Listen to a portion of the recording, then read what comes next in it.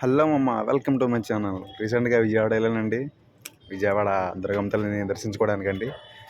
Temple చాలా బాగుందండి. ఇదే నేను ఫస్ట్ టైం రావడం విజయవాడకి. చాలా బాగుంది. చాలా శ్రావణ శుక్రవారాలు కదండి. టెంపుల్ మొత్తం పూలతో భలే అలంకరించారండి.